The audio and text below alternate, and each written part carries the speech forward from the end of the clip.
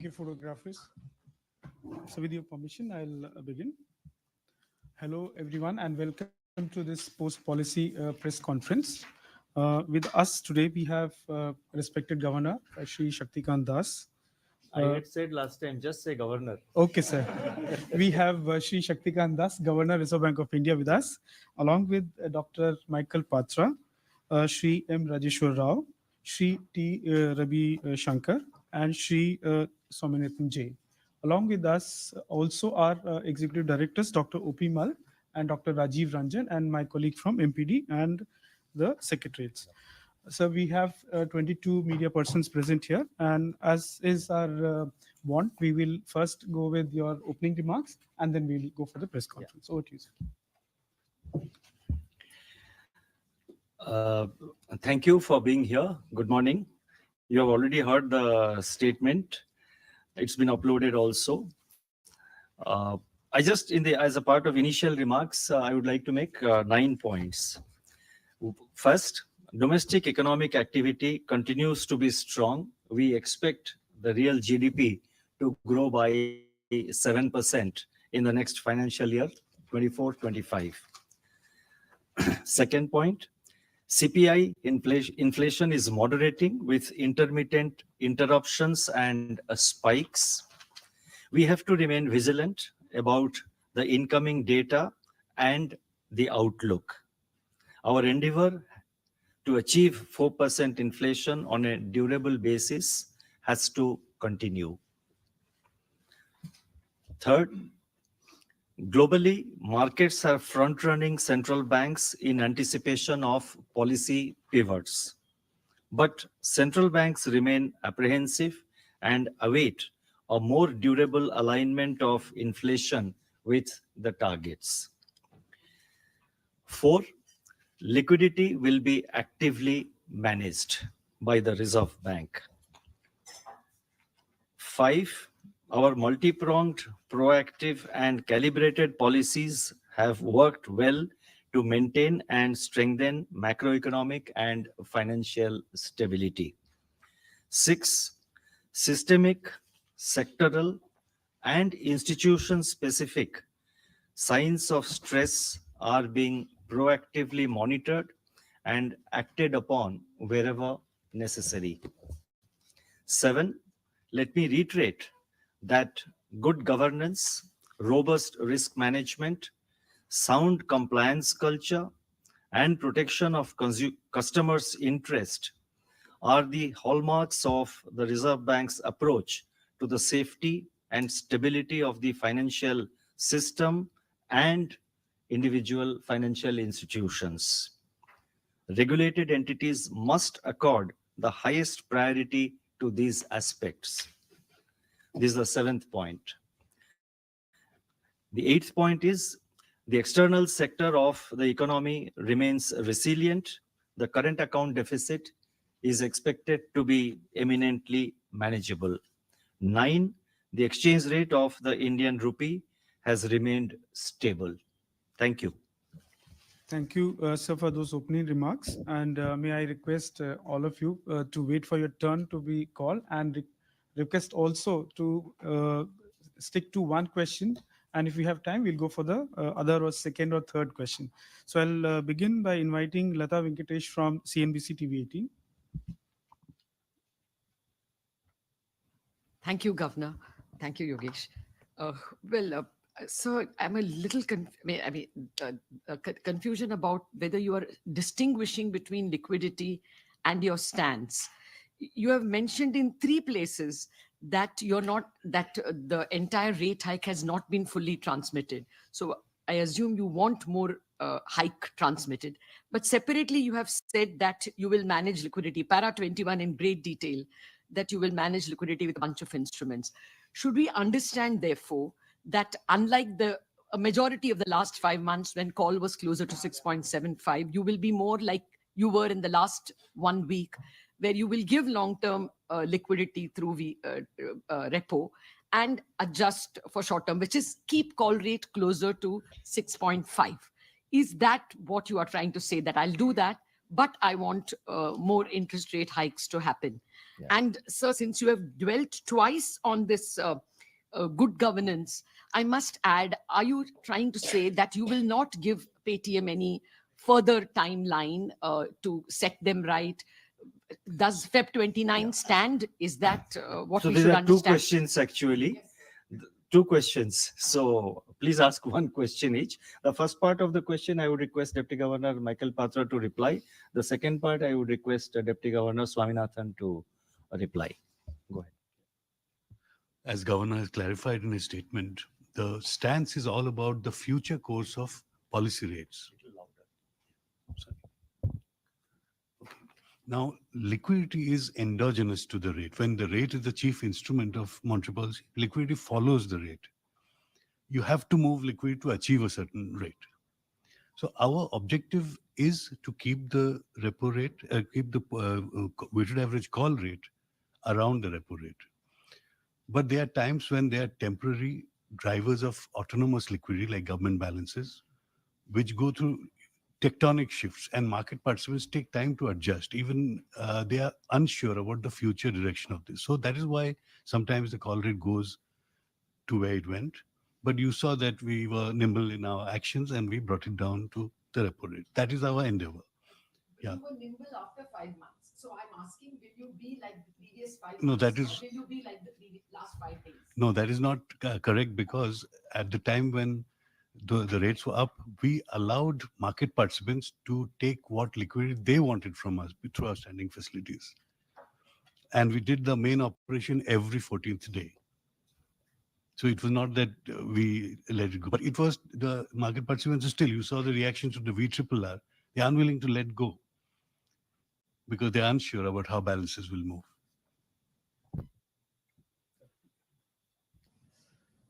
Yeah, as you know, as a matter of policy, we don't comment on individual entity or actions that we initiate in such cases. But that anyway, since this question is on the uppermost of mind of most of you, I think I would like to say 2-3 things, essentially to set the context.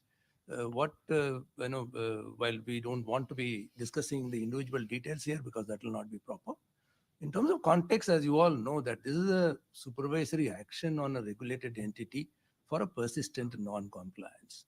Second, such supervisory actions are invariably preceded by months and at times years of bilateral engagement, where we not only pointing out the deficiencies, but also provide more than adequate time for them to take corrective action. Third, of course, is in terms of, as a regulator, it's incumbent upon us to protect the interest of the ultimate consumer and thereby protecting the stability of the financial system. So these actions have to be seen in that particular context. Coming to the second part of your question, what lies ahead? You know, as part of MPC, we don't give a forecast in these matters. So I think you will have to wait. And of course, feedback we have been getting, we'll work on. And as a responsible regulator, suitable steps will be taken to ensure that the customer inconvenience, if any, is minimized. So we will take care. I think with that, we can give a rest to this question and then move on to MPC is my request. Thank you. Thank you, sirs. I'll move on to Mr. Govardhan Rangan from Economic Times.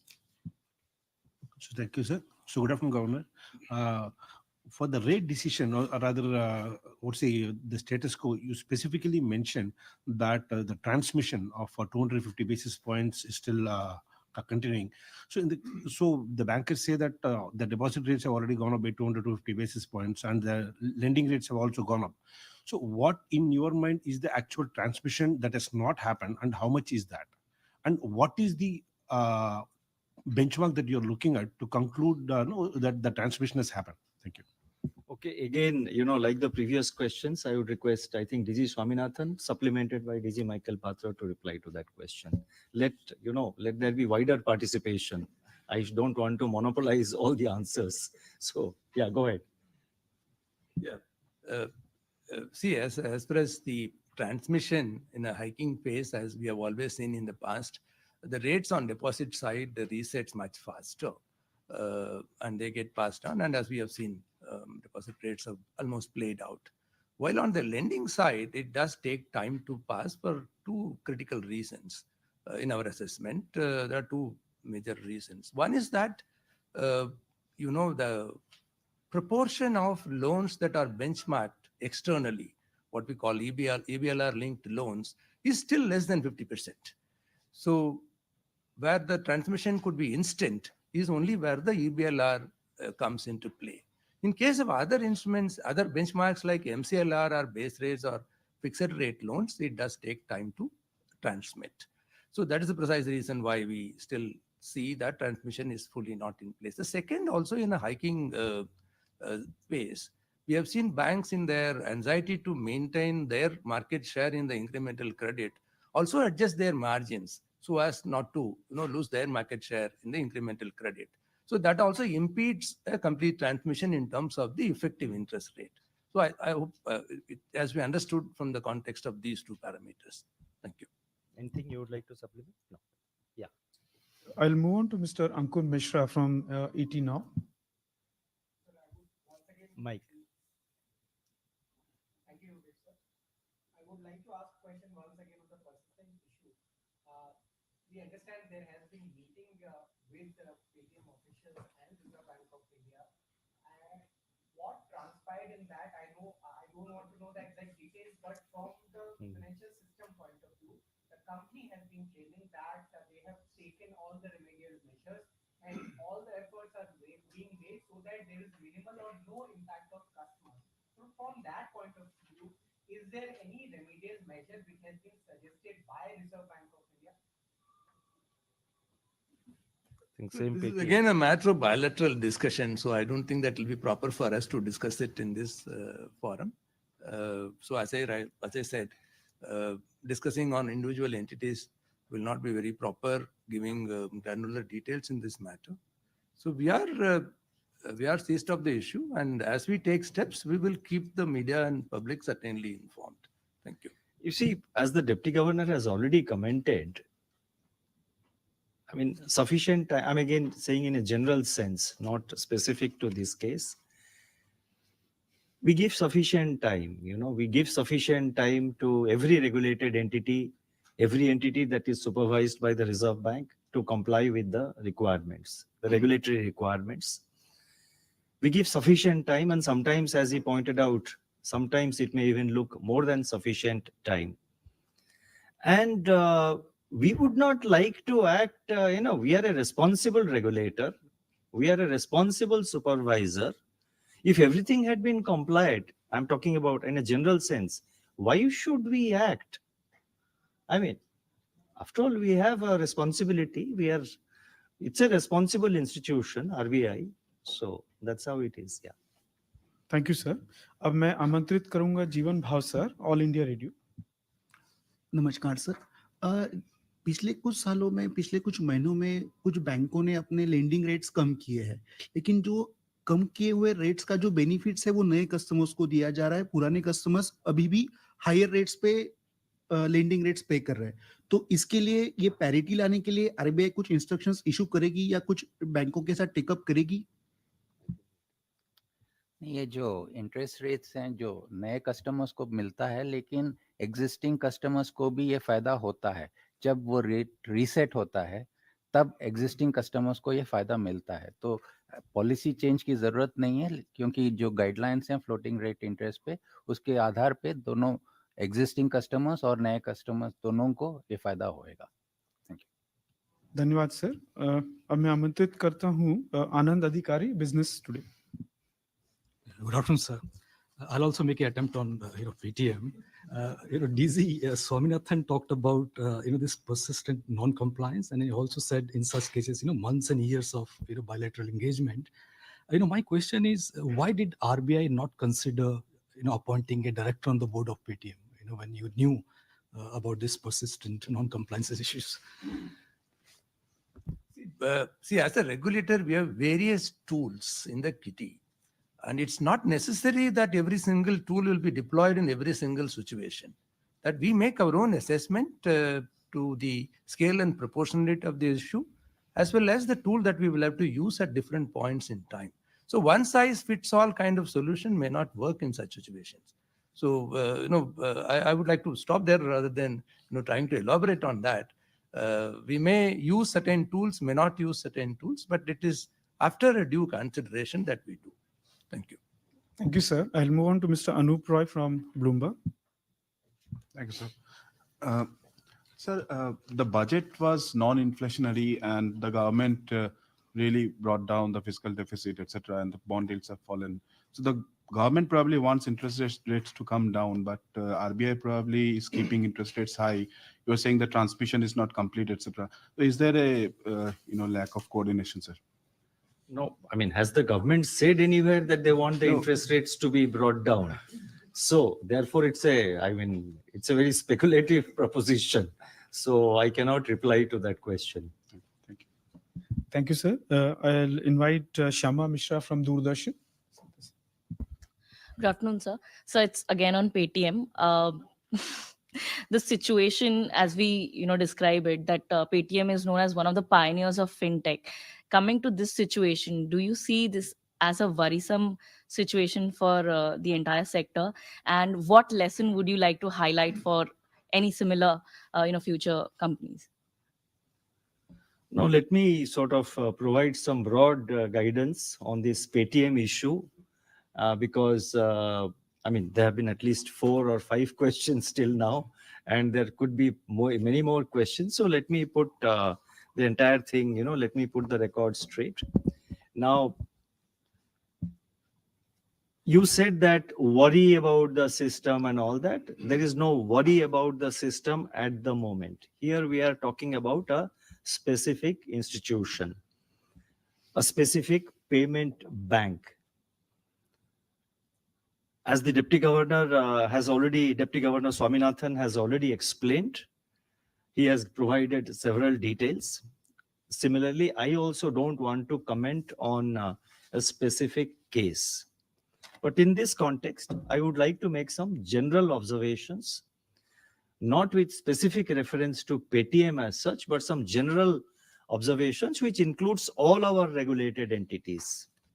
So all our regulated entities does not exclude Paytm. It is applicable to all the regulated entities. And in fact, which one? No, the advice is the camera should not focus on this, because I have written so many things.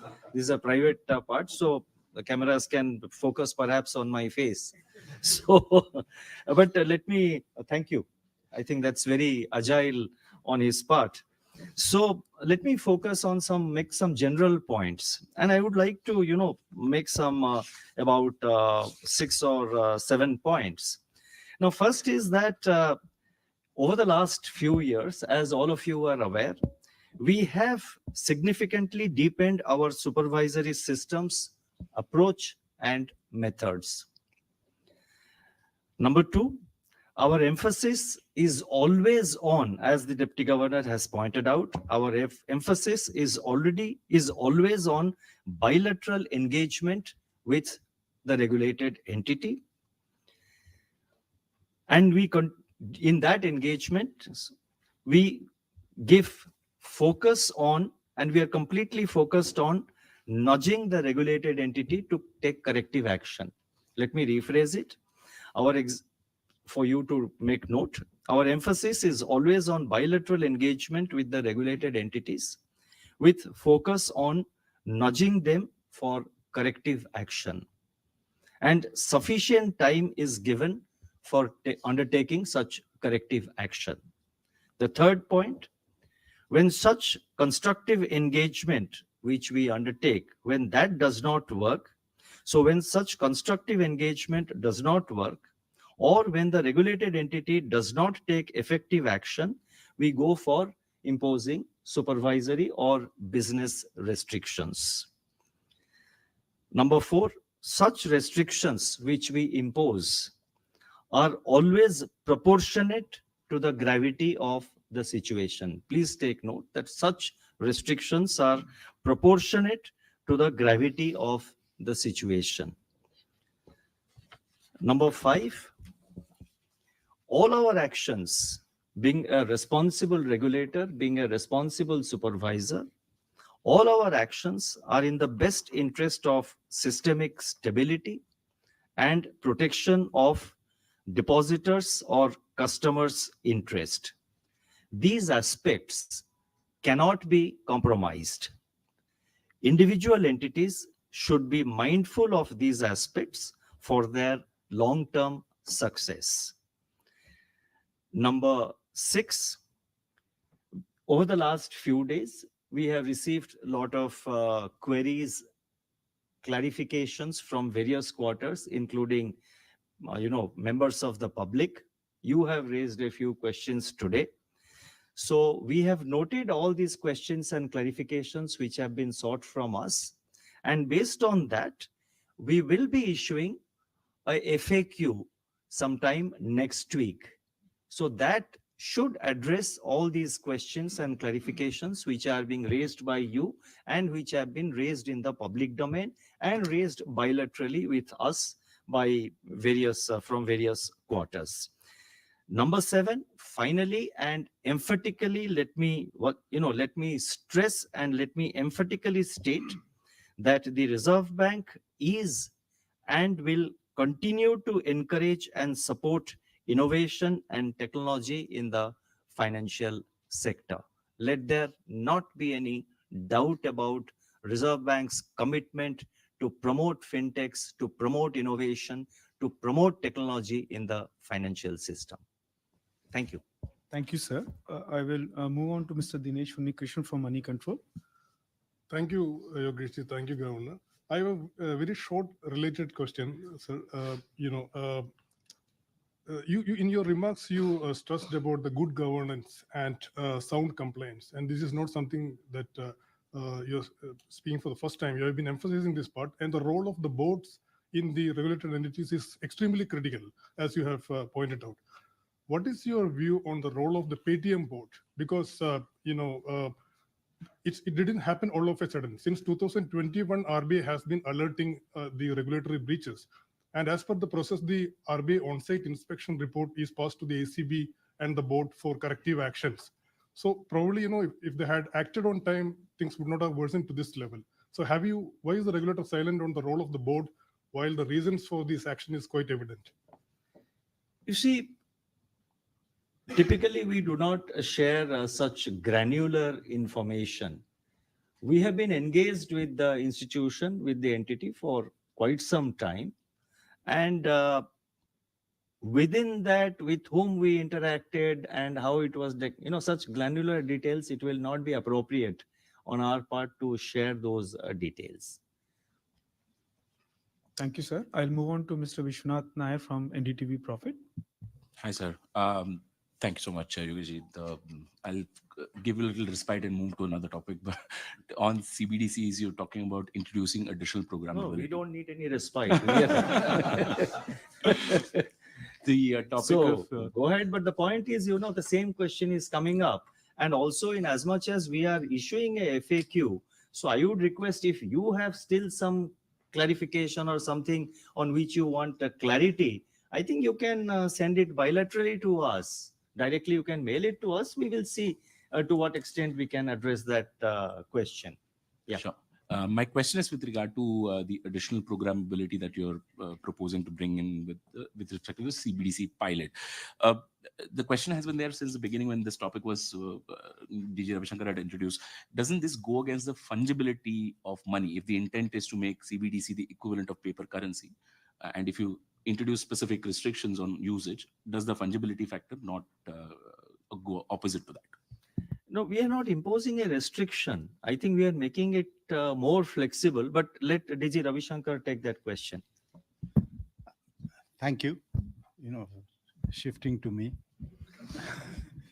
So, I'll give a more formal answer, I think, but the best way to think about it is when a family puts some currency notes in a package to be used for, let's say, groceries during the month.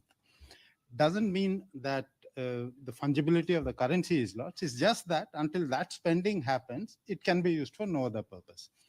I'm just giving you as an example to be able to think on what we mean by fungibility, what we mean by programmability. When you do programmability, for a moment, fungibility is on hold. We have to realize that it's a facility that we are providing the currency. Again, by way of an example, let's suppose that a school has given some money to a student who won a prize to buy books in a particular shop.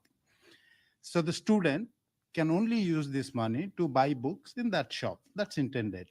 Supposing the student goes and buys that book, he cannot use it for any other purpose. As soon as the book is purchased and the currency goes to the bookshop owner, it again becomes fungible. So it's only for that period that fungibility is limited. Supposing he doesn't spend, it goes back to the school. Fungibility is restored. So it is a way of controlling expenditure that you do not get unless it's digital, and that you do not get unless it's a token. It's a facility that is there. We'll use, and the facility will typically be agreed by both the recipient as well as the person who puts that condition. So no, to give a very short answer, it doesn't militate against the programmability, doesn't militate against fungibility. It's only a specific use binding. Thank you.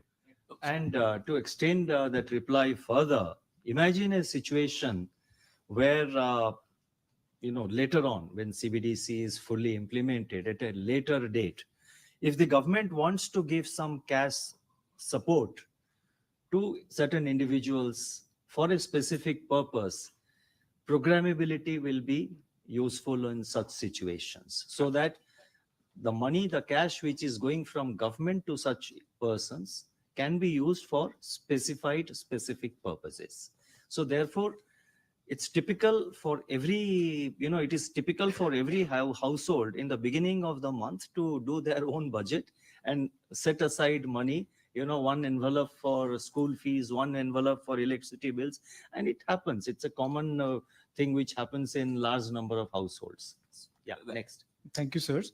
I will request Manojit Saha from Business Standard. Thank you, sir.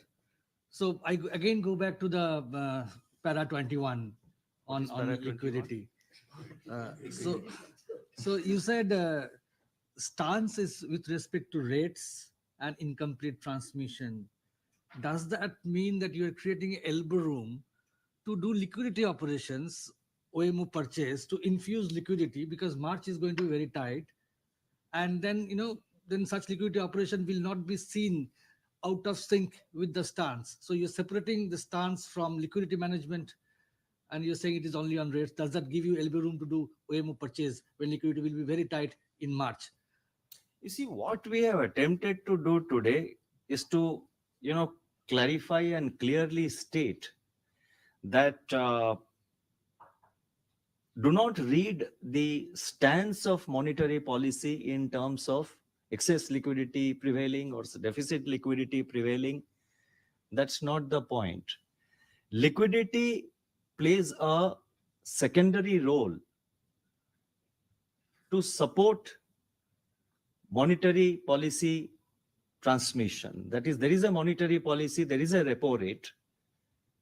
Liquidity situation in the market, I think that is what the Deputy Governor said in the beginning itself. You clarified that we try to keep the liquidity at a level wherein the overnight call rate, which is the operating target of monetary policy, remains around the repo rate. In the first part of this year, due to various exogenous factors, there was a lot of liquidity. So we conducted, sort of repo auctions, variable rate repo auctions, but market took time to adjust. And market also, banks, individual banks make their own analysis of the liquidity situation. And that analysis by the banks also varies within a day. You look at yesterday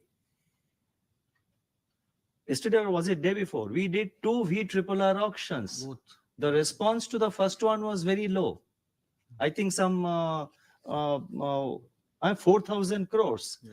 But then same day we did one more and we got a response of 27,000 crores. So between morning auction, when the banks offered 4,000 crores and to a subsequent auction in the afternoon, The banks offered 27,000 crores. So therefore, due to various autonomous factors, liquidity situation has been fluctuating in the market. Banks make their own assessments. Banks also take their own decision. Markets and banks, and meaning the banks and the markets, take time to adjust to the evolving liquidity situation. So far as the RBI is concerned, we will remain active, we will remain nimble in our liquidity management. What instruments we will utilize, that will depend on the prevailing situation, which will come up from time to time. I cannot say that we will use this and not use this. We have several instruments at our disposal. Depending on situation, we will use the most appropriate instrument. Also, let me ask one thing very straight. Other people also. So I'll move on to Mr. Brijesh Kumar from Z Business News. Sir मेरा सवाल होगा, आपने जो hidden cost की बात कही है कि हिडन कॉस्ट लोन में, तो हिडन कॉस्ट में आपका फीडबैक क्या है? हिडन कॉस्ट में आप क्या कहना चाहते हैं? प्रोसेसिंग फीस की बात करना चाहते हैं, या जब वो ये कहते हैं कि अगर आप कोई प्रॉपर्टी ले रहे हैं तो जो लॉयर के चार्जेस हैं, या जो आर्किटेक्ट के चार्जेस हैं, या जो इंश्योरेंस के चार्जेस हैं, जो एक तरह से वो मैंडेटरी कर देते हैं, तो इस हिडन कॉस्ट में क्या चीजें हैं, और क्या एक यूनिफॉर्म फॉर्मेट होगा जो सारे बैंक को फॉलो करना होगा? इसलिए कि हिडन कॉस्ट टर्म मैंने यूज नहीं किया, हिडन कॉस्ट मैंने बिल्कुल नहीं किया। अभी जो बैंक जो लोन सैंक्शन करते हैं, टर्म शीट में सारे चार्जेस स्पेसिफाइड है, सारे चार्जेस, प्रोसेसिंग फी कितना होगा, आपका क्या क्या फीस होगा, क्या क्या चार्जेस होगा, सारे स्पेसिफाइड है।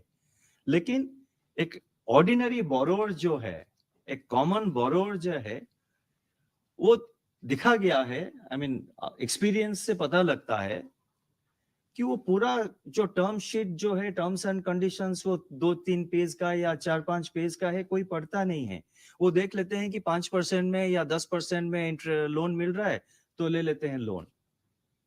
बाकी सारे चीज टर्म्स एंड कंडीशंस में है, कस्टमर्स उसको सही तरह से पढ़ते नहीं है। तो इसीलिए हमने माइक्रो फाइनेंस लेंडिंग में, डिजिटल लेंडिंग में ये ऑलरेडी मैंडेट किया हुआ है कि एक सिंपल सा की फैक्ट स्टेटमेंट, जिसमें कि उसमें फ्लेक्सिबिलिटी दिया है हमने बैंकों को।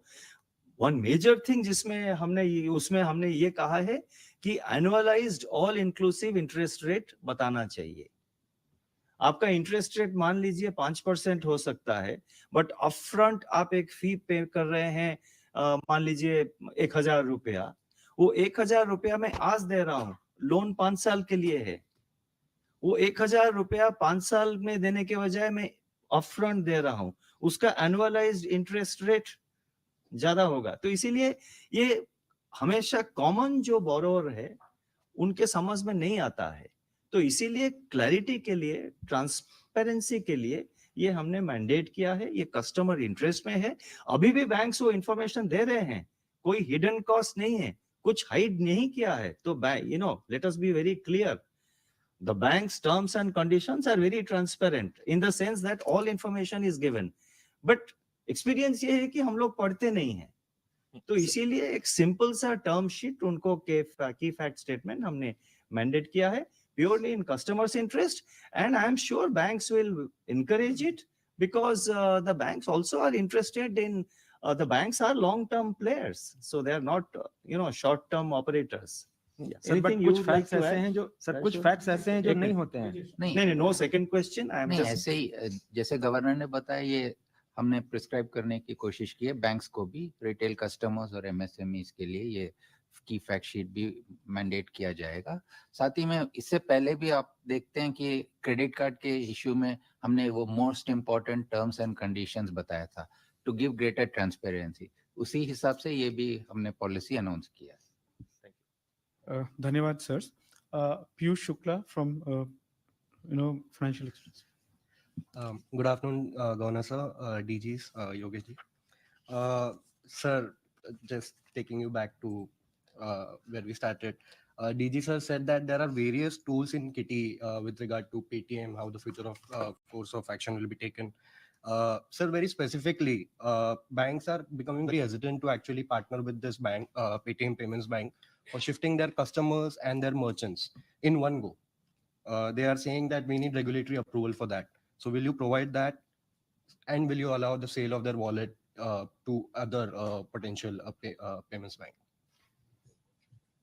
It will be very difficult to provide any hypothetical answers at this point in time. So as I said that there's still time that is provided for customers to continue to access the services that is provided. So during this period, we will see what else needs to be done, and keeping, as Governor also said, that we keep the customer in the center of what needs to be done.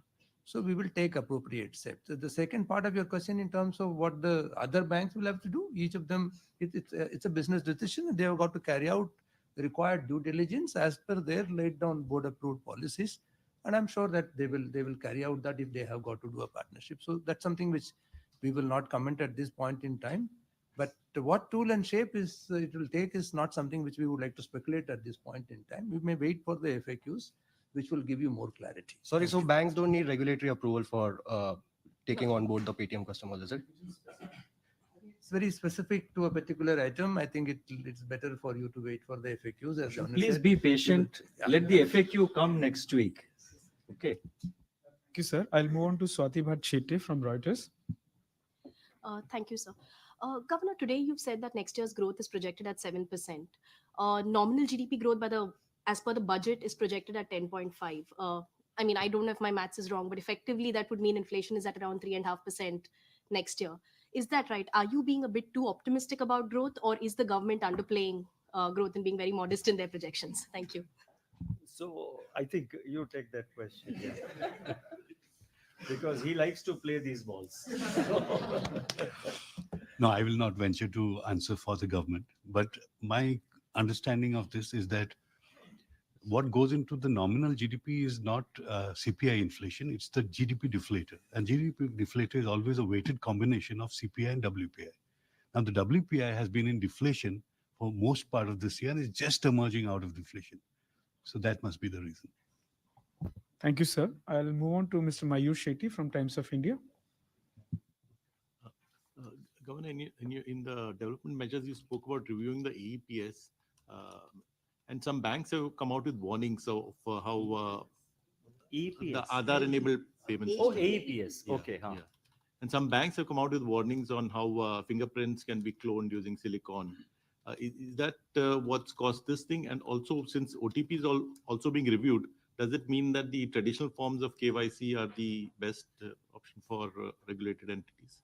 No, OTP is not being reviewed. What I'm saying is that over the years, it so happens that OTP has become the most popular and commonly used AFA, that additional factor of authentication. But with the movement of time, various other technologies and methods have come up.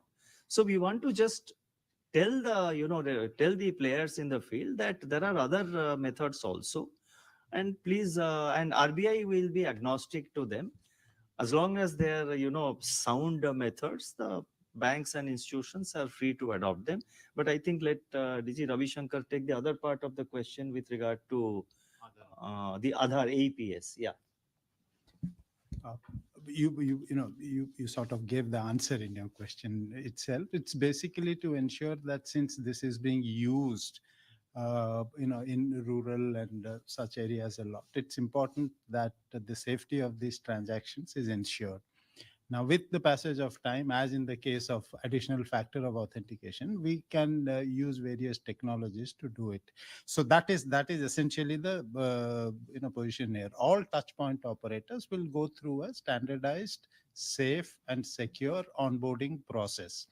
We can add, we possibly can, as we have indicated, we can also add other factors into it. For example, the switch on has to be done by the customer instead of it being pre-available on the system, or it can have geo limits beyond which it cannot operate. Whatever is required for the customers. The idea is that as Reserve Bank has always been placing a lot of emphasis on the security of digital transactions, which we believe is key to ensuring customer adoption, especially customers who are not savvy digitally.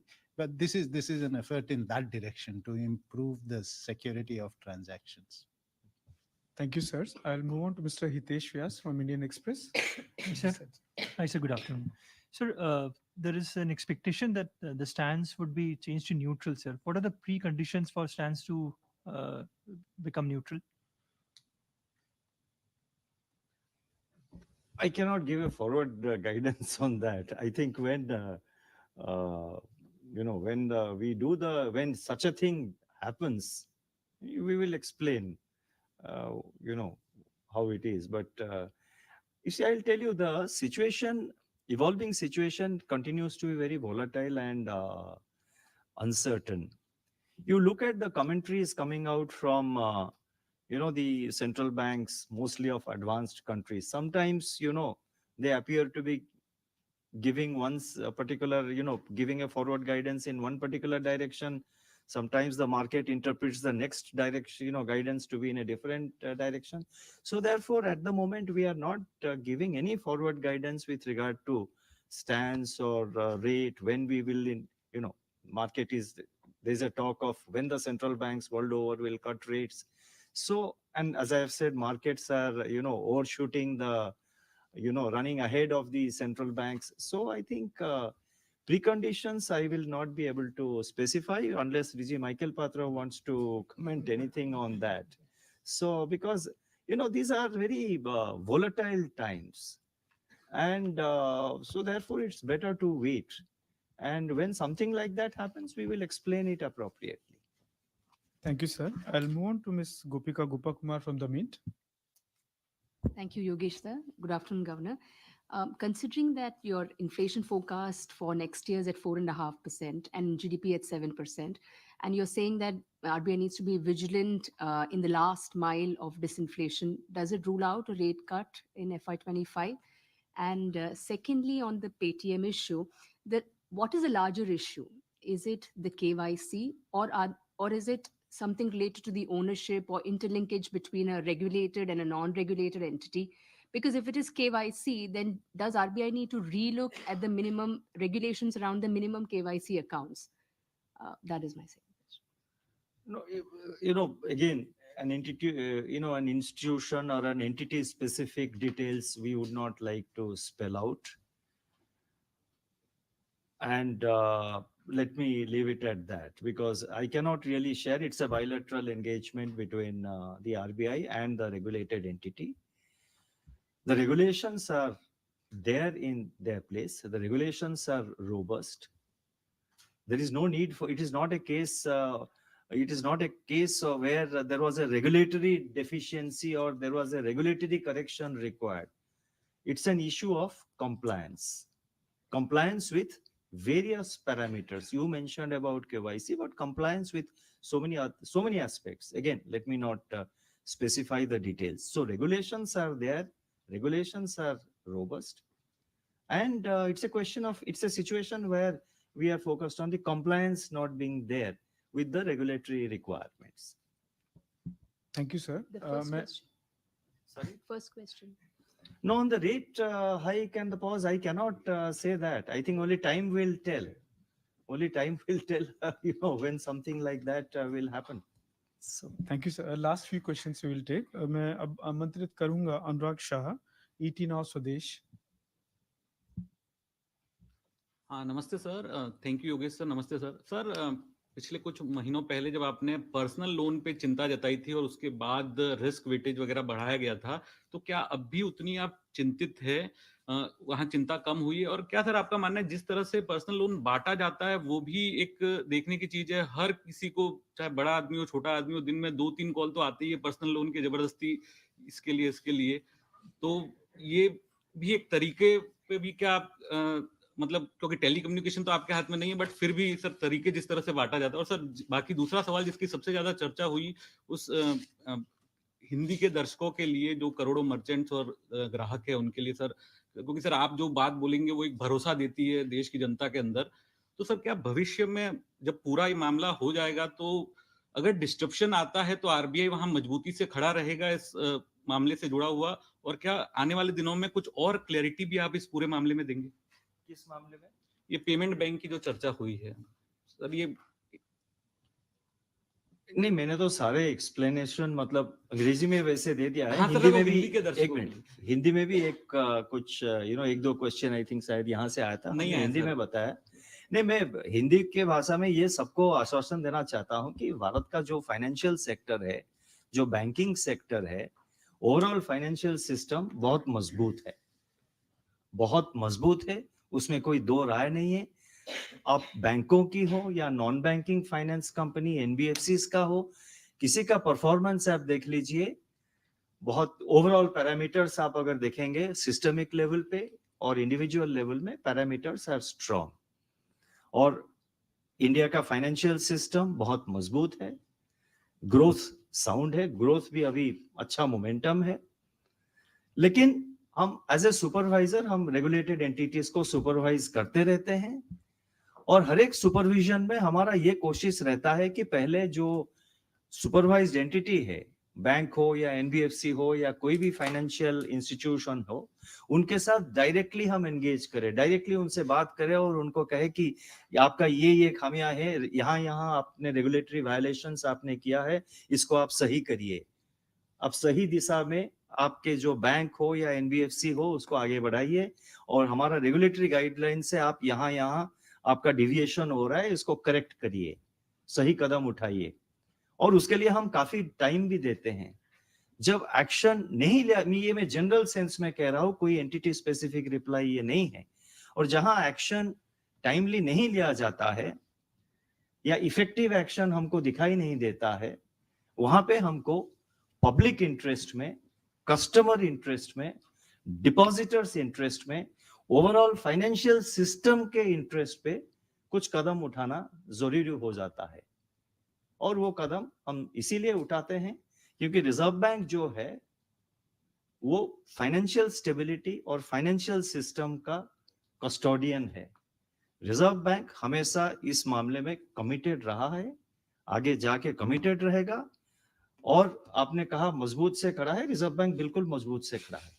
Thank you sir. पहला सवाल, sir पहला सवाल नहीं नहीं sir. Sir, Pratigya from Informist Media and then Anshika from Hindu Business Line. Two questions, sir. Last two questions. Good afternoon, Governor. So, public debt has been high for 3 years now because of COVID spending by governments across the world. So, what risks does RBI see specifically now to raise this as a risk factor, and what are the spillover risks for this for India? You see, I was raising it in a global context, not in the context of India. The India part of the information I have given just by way of information. But my reply was in the global context. You see the footnotes of my monetary policy statement, all the supporting data is given. By the end of this decade, global debt to GDP of EMEs, advanced economies all put together is expected to exceed 100%. आज के तारीख में, on today's date and in future, very surprisingly, you will notice that the debt to GDP of the advanced economies are actually much higher than the debt to GDP levels of the emerging market economies.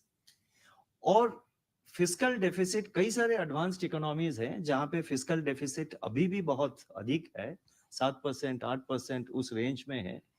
So fiscal deficit के लिए वो बोरो करते रहेंगे। जब बोरो करेंगे, अगर वो reserve currency है तो उसमें मनी सब आप जो what you call as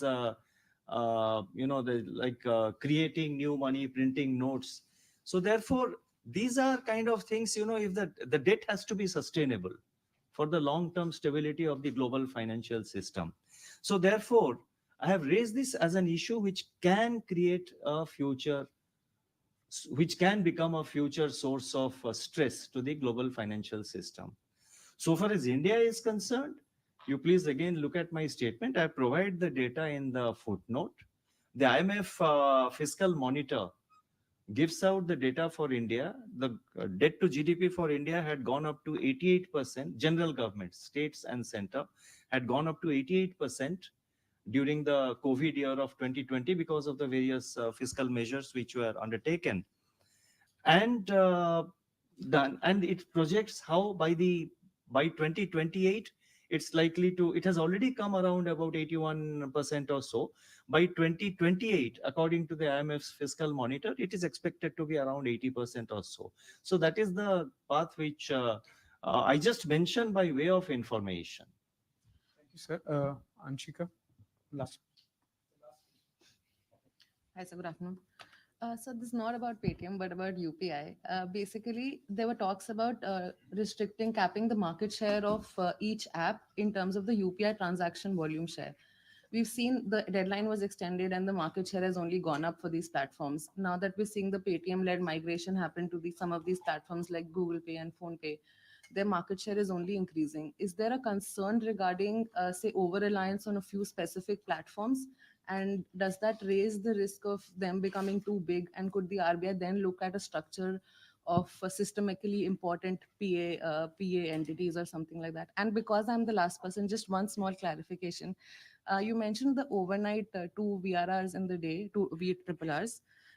Is there a specific amount or range that the RBI has in mind that you would prefer that banks not park their funds beyond that in SDF?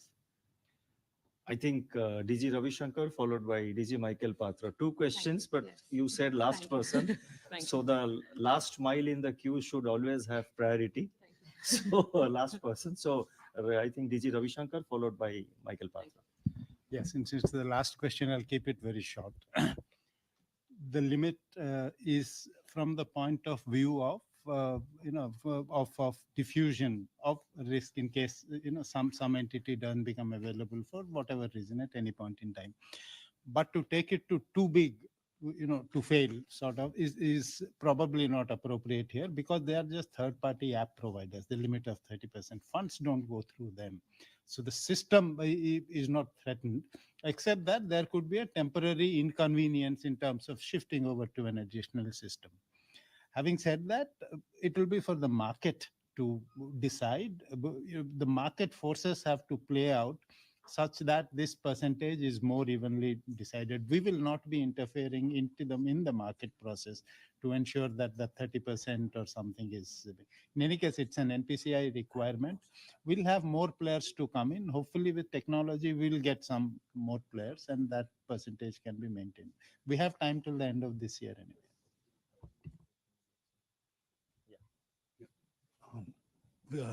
We don't have any preconceived limit on how much they put in SDF. The SDF by its very nature is a standing facility, and it's at the discretion of market participants as to how much they want to use. As to why we did 2 VRRs during the day, we assess market conditions and bidding behavior. And we've in the first auction, we realized that there were like bids which were higher than the amount we offered. We offered 50, we got a lot more. So we thought that probably they would like to park more in the VRRR, which is more remunerative than the SDF. And so we did the second.